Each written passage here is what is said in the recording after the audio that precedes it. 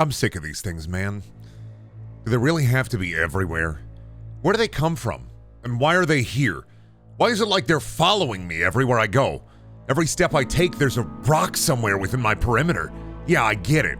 People keep telling me it's nature and it's natural. But I swear 3 weeks ago, the rocks didn't exist. They didn't permeate throughout the ground. I remember being wet and warm, covered in a fine gel and just persisting alongside time. And now I have to pay something called rent because they taught these things to think? I went on one of those thinking rocks and someone laughed at me and called me a rentoid because I was just simply trying to figure out how to properly interface with them. What's a rentoid and why is a rentoid? Should I use the rocks for that or just figure it out as I go? I just remembered sights, sounds, smells, and I don't remember having these rocks inside me either. I was just a wet, warm goo. I was a simple thought.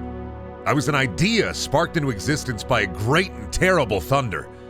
Now I have to slowly grasp my head around the rocks around me. And thought itself started to wind together into great heaving gasps.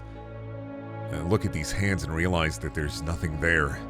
Just a slow, dull anger that rises as I use a rectangle made of rocks to look at other people with rocks inside of them, telling me that my rocks need to be angry because other rocks simply wish to exist.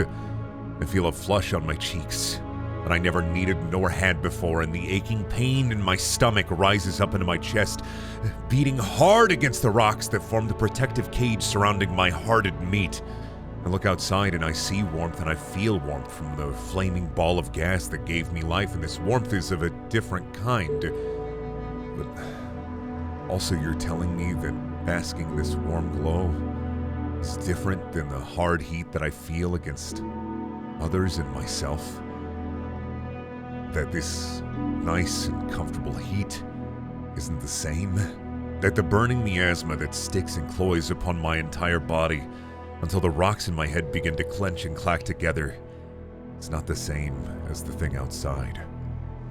It's inside of me. It's inside of myself. I sleep to let the rocks rest, but they still wake up. Dazed and confused, and each day the rocks get a little bit weaker, no matter how many nutrients I imbibe, consume, ingest. I don't need a point. I don't need a reason.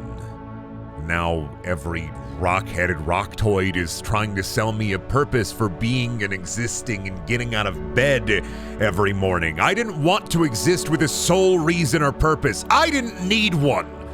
I just simply was. Now every moment is some shuddering mess telling me that they know the secret to what was and what is, and the noise continues to crescendo until finally I break. I was whole, and then I wasn't. A shattered rock that hardly fit together. This one not the rock or rocks inside of my top or any of the rocks inside of my bottom. A metaphysical rock that exists inside the deepest part of my being was shattered, and I had to somehow begin the process of gluing it all back together. It took time. It took a lot of time. It took a reshattering and a re-breaking and a few moments of just being. It took just being to make me realize, to make me me, to be I, to be him, to be it, to be thee, to be. I had to look at the rocks and see that I still was. I still could be. I still am. I am rocks. But I thought that I was more. I was always rocks.